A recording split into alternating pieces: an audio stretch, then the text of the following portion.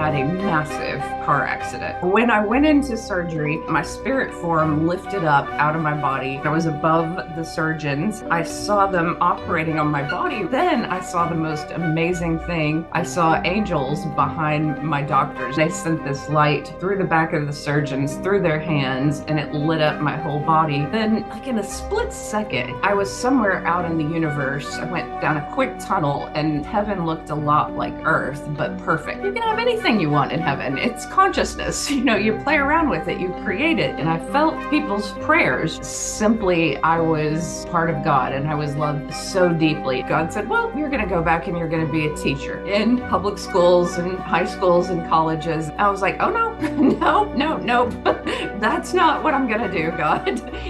I want to make money. Teaching is not a lucrative career, and it's too traditional. I'm not a traditional female. Forget it. And then the A.J. Parr Spiritual Journalist Podcast. We're here with Tricia Barker, and she had an amazing near-death experience when she was a student in her senior year of college. So can you tell us about that? By the time I was a senior, I was starting to worry about myself. The 90s was a time of binge drinking and going out and partying, and that was chipping away at my grade point average. I was going to run this race, and this race was a symbol of me getting my life together. And that's actually when the near-death experience happened. It was a 10K race. I loved to run in high school. I was in cross country. And so getting back into running, and that time period was really important for me. And I was training hard. I was down below a 5-minute mile. So, I was a serious athlete at that point. Maybe a few days before my accident, I had what would be considered a frightening out-of-body experience. I was at a club, a comedy club, and I lifted up out of my body and I heard very loudly, "You are going to die." And I freaked out. I thought, my mindset at that time, I was like, oh dear, now I'm losing my mind. Like this is a psychotic break. And, and I stopped smoking weed at that point. And I was like, okay, that's the problem, no more. And then the night before the race, I had all these terrifying dreams. And it was like I was going down this tunnel and both of my parents were screaming, watch out, watch out. And they were like horrified. And I woke up for the race kind of not so well rested, and I missed coffee, and I was like running, and I wasn't an early morning person because I worked in bars to pay for college. And on my way to the race, I had a massive car accident, so bad that I couldn't bend over. So basically I was slumped against the windshield, and a nurse came and luckily, for me, there was a nurse, and she stayed with me and told me not to move and told me that, it looked like my neck and back may have been broken, and that I needed to just be still until they put me on a board. And at that point, I remember thinking, well, of course, I'm not going to run the race. But beyond that, I was like, whoa, this is serious. This could change my life forever. Am I going to walk? Am I going to run ever again? Could I possibly die here in this moment? And it was, this was heavy. And I did contemplate, and this is about as far as I got with God. I was like, oh, I really don't believe that there's a God, but hey, if there is, help me out here, and so I did make that plea, and then the rest of the day was consumed with CAT scans and MRIs, and then eventually I went into surgery. When I went into surgery, I was taken under, and I remember signing a sheet before that said 17% chance of death, and I thought, well, I'm 21, I'm healthy. This is probably not going to happen to me. And little did I realize that it would. And so at some point during the surgery, they had most of my back open and my hip, because they were taking bone from the hip and replacing it in my back. I lifted up, my spirit form lifted up out of my body. I saw, it was like I could see 360 degrees, and I was above the surgeons, and I saw them operating on my body, which was full of blood spilling over. And I remember thinking, ooh, ooh, surgery is really bloody. This doesn't look right. This doesn't look good. But then I saw the most amazing thing.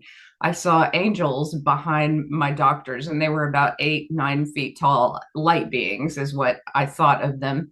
They were not male or female. They just kind of had wavy, long hair, somewhere in between the length of our hair, and they were made up of light. They were made up of this shimmery white, gold, blue, pink light. I don't know how to describe it because there's different colors on that other side, but I knew they were deeply intelligent and deeply healing. And they were playful in a way. They were communicating to me with this light through their eyes, but they said, "Hey, watch this." And then they sent this light through the back of the surgeons, through their hands, and it lit up my whole body. And I understood that they were giving the doctors the intelligence to understand where to find the bone fragments and pick them out of my spine so that I could walk, because I had actually lost feeling in one of my legs before going into surgery. And they assured me that I would walk and run again. And I got this sense that I would live, but right at that moment, the monitor flatlined. And we've all heard that from television shows. And I realized I was dead. And I saw the anesthesiologist kind of back up at that point and come around. And then I saw the surgeons, like also step back, because I knew that they had to do something to revive me. But in that moment, I thought, ooh, I can leave the hospital room. I don't have to stay here and watch them revive me. How boring would that be? What's out there? And so my soul took off. And I remember the first wall that I went through, I was like, how do you do this as a spirit form? And then I was like, oh, you just think it. So the minute you think something, you're able to do it. And so I was through the wall and into this corridor where I saw my stepdad get a candy bar. And years later, I didn't know the significance of this moment. But years later, IANDS researchers love that because that's a verifiable detail outside of body. To me, I just saw him and I thought, he doesn't usually eat candy. They brag about what health nuts they are. That joker is eating candy. And so I was like, I hope he's good to my mom. I hope they're happy. And then I just got this feeling like, well, maybe I don't have to come back to that body because this is fun. I felt this expanded consciousness and it felt very real. So it wasn't like I was this wavy form of light. I was me. And it was powerful, and I was so much more intelligent outside of body. So I placed a lot of importance on my good SAT scores, on getting into a good college. And then I was like, wow, that brain is not as smart as it thinks it is, because outside of body, there's a whole lot more information and a whole lot more understanding. And I was certain that this was the reality. After seeing the angels, I didn't have to have the expanded near-death experience that I had to be convinced. I knew it wasn't a dream. I knew this was an altered reality, that basically this is not the truth, that the expanded reality beyond this physical reality is the truth. And I got that immediately. Well, as I flew outside of the hospital, though, I began to get in touch with freedom and love. And those are the two combining attributes that I think are important, because a lot of times here in the world, we associate love with connection or control, or, this person must be with me. But what I felt over there was like, everything is fine exactly the way it is. You don't have to control anything. You are perfect and free exactly the way you are. And you're loved unconditionally. You're loved to the nth degree. And so I felt so happy, and I just sent love to everyone I had ever known, even a barista, who gave me coffee. I just felt like, hey, if I don't come back, have a great life. And I felt this oneness with all the people at the university, all the people in the town. And then, like in a split second, I was somewhere out in the universe. I went down a quick tunnel, and that starscape behind you, I was in this beautiful starscape, which really looks a lot like the Carina Nebula. There were pink, stars all around me. So that would be like millions of light years away in a split second. And I'm just floating in this beautiful starscape and I feel complete peace. And I begin to feel this light, this intelligence, which in my mind, I thought this means God. This intelligence was coming towards me and telling me certain things like love is all we take with us when we go. It is the frequency, it's the highest frequency that can travel through this dimension, and remind them to go to nature, just certain and be like a little child. There were certain like simple messages that I was told, and then I was shown a life review. And it wasn't a full life review. Like if you can imagine that starscape behind you, it was like a hologram. Certain moments were projected into the sky, and I saw that playing as a kid in nature was good. And I did this experiment as a kid, because even at about 4, I didn't believe that God was real. And so I did this experiment where I said, if you're real, God, I want to see some baby rabbits. And so I went, and I didn't even know, but I was like in the lotus position and I closed my eyes. And so I meditated for a long time in this briar patch. And then when I opened my eyes, all these baby rabbits were playing right around me. And I was like, well, I guess you're real. So there was this cute moment in childhood where my faith was real and I did stay connected to God, and God showed me that moment. And God showed me other moments of like being kind to others. But then he showed me, and I say he, just a light, just a loving presence. God showed me this one moment where I was becoming judgmental in superficial, kind of silly ways. That as a university student, I just wanted to be friends with people my age and people who were at college and people who had the same beliefs as me, that I was becoming cliquish. And I just didn't care to get to know people at work if they were older than me or religious. And I saw this couple who was Catholic, and they went home and prayed for me because they thought I was depressed. And I was like, that's the only people who really were sending me love. And yet, I was choosing all these friends who maybe didn't hold me in that same esteem and with that same honor. And oh my God, if a soul could cry, I just wanted to cry. And I was like, I'll do better. I will look into the hearts of people. I will not judge people based on, outward qualities. I will find good hearts on this earth, and I will keep an open mind. And in that moment, I just realized, oh, I'm so wrong. I'm so wrong about so many things, but I'm so loved anyway. And that's the feeling of non-judgment, is even though I was egotistical, even though, I was judgmental, I was shown deep love. And I think that's the healing for everyone, is no matter what we are doing here, we are loved, like we are loved at a very deep level. The next part of my near-death experience, and these concepts are hard to explain because I feel like there's so much more than what we experience sometimes in a near-death experience. My consciousness at that time could only handle so much. But I understood that this realm that I went to next was like just a realm, just a holding place. It wasn't the end.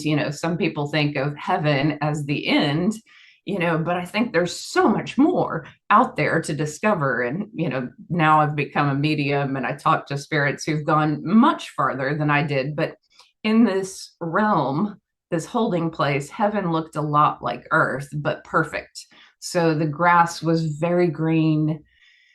It was just almost musical. Like each blade of grass was so alive, like with emerald colors and kind of swaying in the wind. And it wasn't like normal grass that might have some brown spots or some death to it. Really, everything was alive. And my only ancestor that I knew on the other side was my grandfather, and he appeared. And at first, I didn't recognize him because he looked so young and healthy, and he had died very old of leukemia. And then here he was, like 35, and I never knew him when he was 35. But he kind of looked like a male version of me now. Yeah, so there was this beauty to him that I was like, oh, I recognize the jaw, I recognize the eyes, that's my grandfather.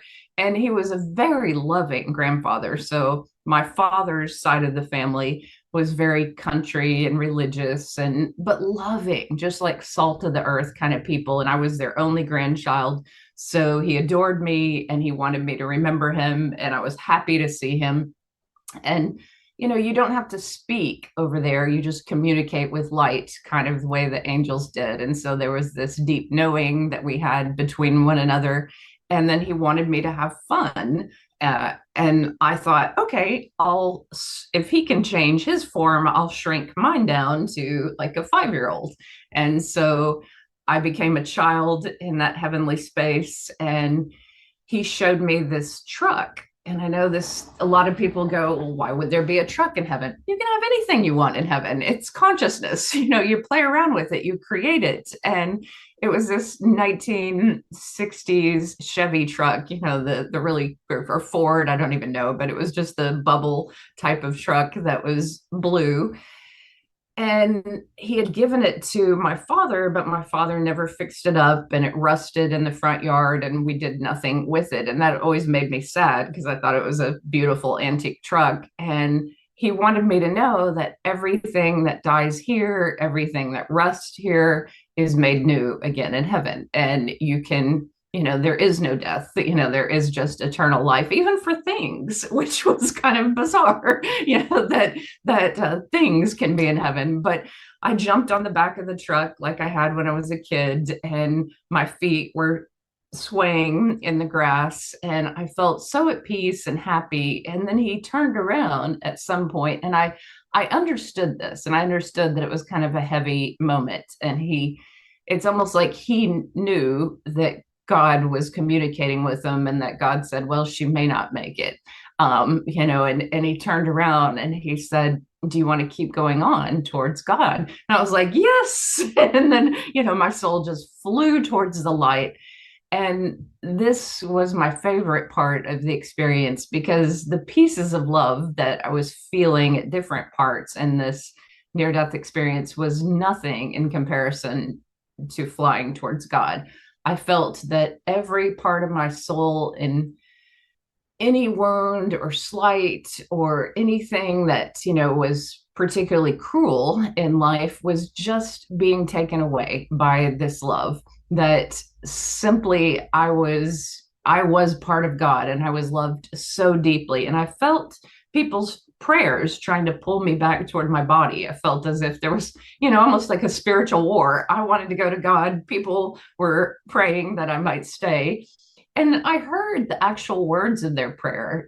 Some of my aunts didn't want my mom to lose a child. They thought that would be too harsh for her. They weren't actually concerned about me. They were just like, oh, her parents will really be destroyed, if they lose their only child. And so I was like, they'll be fine. I'll see them. I'll see you all in no time. The time loses its meaning there.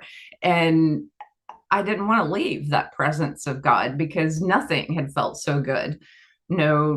No experience on earth, nothing compares to God. And as soon as I had that thought of I'm not coming back, I felt this energetic barrier. It was almost like hitting a wall. And then I felt this booming vibration, I'll call it, but it was a voice, and it pounded through me and it said, look down. And as I looked down, I saw all these souls, and they either were connected to God, they had light, and they felt God's power, and they were happy for the most part. They were in that flow of God, or they had darkness around them. And the message was really simple: remind them to turn on their lights, remind them to be in the light. And I understood, that this didn't have to be religion.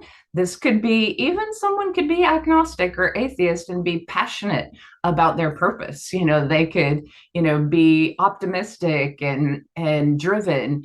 Someone could love a sport, and they're, all about their health and helping other people. That this was really about fear depression, anger, anything that lowers our vibration. And from that vantage point, there isn't judgment. So, it wasn't like, oh, those are criminals, or those are, it was just people who are hurting. Anyone who's hurting and is blocked for whatever reason from God can find a way to open up and receive that light and that energy. And that was a simple message, but I was like, okay, how am I going to do that? And God said, well, you're going to go back and you're going to be a teacher, not a spiritual teacher, like an actual teacher in public schools and high schools and colleges. And I saw this. I was like, oh no, no, no, nope. That's not what I'm going to do, God. I did not sign up for this. I want to make money. Teaching is not a lucrative career, and it's too traditional. I'm not a traditional female. Forget it. And in that moment, God balled up my soul and kind of threw me back into my body. And I was like, oh no. God has a sense of humor. I just argued with God, and I'm not that powerful.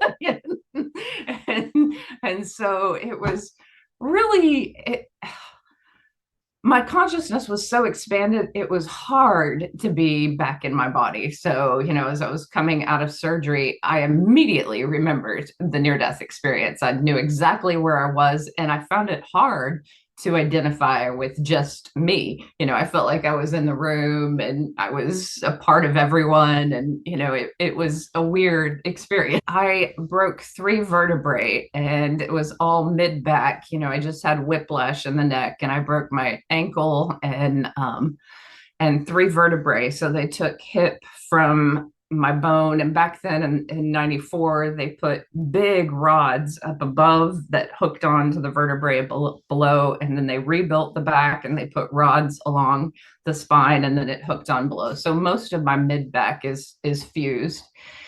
And it's miraculous. I mean, it truly is miraculous, because there's no reason why I had no feeling in my left leg when I went into surgery. And I have a little nerve damage, like probably I could, touch certain parts of my left leg and I don't feel it, but I can walk, I can run, I have full mobility. So it was miraculous. And I did know that the angel's light was part of that healing. My surgeon was doing cutting edge things at that time. She was the head neurosurgeon at that hospital in Austin at that time. So I couldn't wait to see my surgeon, because she was very cool. And as soon as she walked in, I said, hey, I died. How long was I dead? And she kind of jumped back. She was like, well, we thought we lost you for a couple of minutes, but you're fine now. You're getting some blood transfusions, and your surgery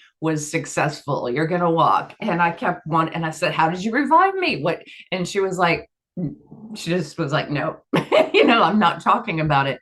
And I got this impression, because I could read people's thoughts to some degree, after this experience, and I could see her. It was like she was telepathically sending me this message: don't keep talking like this, or I'm going to have to prescribe medicine. The gifts in that first year were so untainted, because I was so fresh from that other side. And it was like a brand new world, a magical world. Not only was my brain clear, from not going out drinking and partying, to this expanded consciousness that I didn't even fully understand. So, after 9 days in the hospital, I went home to my mom's house. And the first thing is I still felt my angels. And, the doctor had prescribed pain pills, because I'd had a major back surgery and I had steel rods in my back. And I couldn't take the pain meds. Like, I would vomit them up, just the minute I took them. I felt dizzy and disoriented, and my angels were like, guess what? You're not going to ever be able to take pain meds, because we have made it this way so that you will not get addicted. And you're going to have to learn to deal with pain through consciousness and through healing. I was like, great, this really hurt. So, all I could take was Tylenol.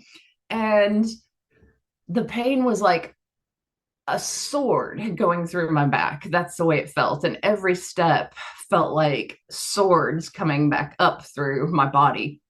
I mean, it was intense. I couldn't even hardly sleep the first few nights. But what I learned is I could participate with the angels. So I could visualize them continuing to heal me, and I would call on them to keep working on my back. And I also could get out of body. So I thought, well, I just had a near death experience. I wonder if I can keep traveling into those realms. And I could. And so there's a difference between lucid dreaming and out of body. I learned how to lucid dream, but in that first week, I was having a ton of out of body experiences where I just left that horrible body behind and I went and, floated around and had more experiences in a real conscious way. And sometimes I was just waiting until morning, and then I would come back to the body and try in a very slow way to work it and walk with it and participate with its healing. You think you were healed miraculously? Yeah, I mean, it was part the angels and part the doctors. Like the angels were assisting the surgeons, but I knew that they also did something along the spine that probably modern medicine couldn't do at that time, that it was light healing. You mentioned that you also gained mediumship abilities. Yeah. How Yeah. was that? Well, immediately I could sense spirits, ghosts. I was still in touch with my grandfather since I had seen him over there. And but I thought it was just my ancestors. I thought, well, maybe everyone is connected to their own ancestors. But as I went into the teaching field, I would hear a lot of times from students' grandparents, because those were the only people that they were connected to that were young. And I would hear grandparents tell me things and angels tell me things like help the student in this way, or, he wants to be this when he grows up, or she wants to be a chef, or, just little hints about how to support the students. And that was helpful, and I didn't tell anyone because that would sound crazy back then, to mention, these intuitive gifts. And I knew that there were mediums, but my mission was to teach. So for a very long time, I kept all of these gifts kind of to myself, except for a few spiritual friends. I had a Reiki healer friend and a spiritual friend, and we'd try out Unity Church and Church of Psychic Science. And, we'd go around to, the different fairs where there are healers. And, we were engaged in, at that time, the Celestine prophecy had come out. So we'd go to, book readings about spiritual books. And I devoured everything from Moody and, all the near-death experiencers at that time in the 90s. And I felt, I mean, this is the weirdest thing. I went from being someone who knew nothing about quantum physics or, meditation, to really feeling like, I mean, I hate to say it, but kind of an expert in these areas. Like I'd listen to gurus. I'm like, yeah, he's right. He's right. That's right. And it was just like I had this extra leg up. Now, you do have to practice these things. You can't just come back here and be lazy. I did have a meditation practice. I learned transcendental meditation. I tried Buddhist meditations. I just delved into every type of meditation there is. But what I really loved doing was having my own healing experiences with spirit, is really participating and going to certain realms, and receiving emotional healing or physical healing, or just getting out of body and doing fun things, just merging with a hawk, or, just learning from other people. So I learned from shamans. I kind of delved into this world of spirituality. And I think when you've had a big experience, like a near-death experience, it's easy to learn from other people. So there was a time of learning from others and participating with my own gifts. I'll admit, the being outside of time or the psychic flashes were a little disorienting. Like those were not something I actually enjoyed. So I didn't understand the purpose of them, because a lot of times I would know what was going to happen 10 minutes from when it was going to happen. And that just seemed random, and I felt outside of time, and I was like, God, why is this happening? I don't understand it. I don't particularly like it. It's disorienting. And then I got playful with it. So if I saw, that a person, when I healed up and returned back to college, I would know what people. I was working at a pizza joint, and I would know what people were going to order before they ordered it. And it was kind of a high-end pizza joint where you could order wine and, this brick oven, type of pizza. And I'd say, oh, don't you want this instead of that? And I'd try to get them to change their order just, because I knew what they were already going to order. And so, that type of psychic awareness, or being outside of time a little bit, bugged me. So I asked for that to stop, because it kind of felt like Groundhog Day, just like, what's going to happen before it's going to happen. And that's, I only wanted it if there was like a small accident that could be avoided. So one time I was meditating underneath this ceiling fan, and I heard get up and move, and I got up and moved, and the ceiling fan fell. And so I was like, okay, that was helpful, that time. And then I played around with, I knew what songs were on the radio before the song, like before I turned on the radio. So I'd start singing it, and then I'd turn it on, and it was right, almost like I was hearing the radio waves. So there were just weird little synchronicities like that often. Did it take long to start sharing your experience with others? I shared it with every single group of students that I had. And, school districts might not have appreciated that, but a lot of times I worked in low income districts, and, there wasn't a lot of looking in to see what we're doing in the classrooms, but my students loved it. I felt like I was spreading awakening in some ways, because they would tell me about their ghost experiences. They would tell me that they had more comfort after hearing my story. And even to this day, I think people heal from hearing these stories. I recently talked with someone's preteen daughter who has a lot of gifts, but she also has a lot of trauma, and she was cutting herself. Well, after speaking to me about my near-death experience and receiving some healing work, she told her grandmother, I just feel better. I can sleep now. I know I'm not crazy. I know I'm in contact with my angels and guides, and this is real. And she's, like doing a whole lot better. So I think a lot of times it's healing for people to hear these experiences. So I told a few friends, I told, family members. I asked my mom about the candy bar, and she said that my stepdad came back with a candy bar, and she and my father at that moment were certain I had died, and they were on their knees praying. And my stepdad came in with the candy bar and offered them some. And so for a split second in time, she kind of believed in my near-death experience, but her minister gave her a pamphlet about how near-death experiences, when you don't see Jesus, are from the devil, and it's a false light, and all this fear. Even the pamphlet itself was like dark and fearful, and I was like, no, Mom, this is not right. And as time has gone on,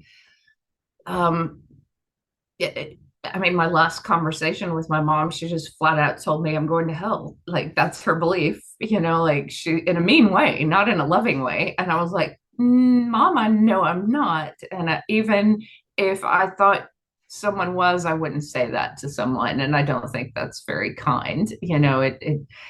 It's painful, but that is a belief of some very close-minded, usually evangelical Christians, that if you don't have an exact biblical experience, then it's not of God. It doesn't matter to them that my experience is multifaceted, and many years later I did feel the healing presence of Jesus. I believe Jesus was a real person who was a healer and an amazing enlightened being, who walked this earth and wants us to heal and wants us to be loved like we're children. I just know that my experience was real, was healing, and it did put me on a trajectory of greater light and greater healing and greater happiness. And I have no fear of death. I know I will go to God. How can people contact you if they want, and what do you offer to people? Well, I love to work with people with theta healing. This is something I've learned recently. When I came back to the body, I knew that the body held like programs from my ancestors. It held emotional wounds from this life. I knew that trauma was stored in the body. And there's lots of great modalities, EMDR therapy, all of these are wonderful, but theta healing is a form of energy healing, which is a little bit different. So it's like the icing on the cake. Sometimes people just like finally experience big core breakthroughs with this modality. So I love to do theta healing. I love to meet people in a meditation group that I have, and I love to do medium readings and angelic guidance readings. So it's always a pleasure to meet people and contact with them. My website, Tricia, Tricia Barker, BARKERNDE.com. So near death experience. And I have a calendar, and yeah, just email me, contact me. Would love to hear from you. This has been the AJ Parr Spiritual Journalist Podcast. Please like, share, and subscribe.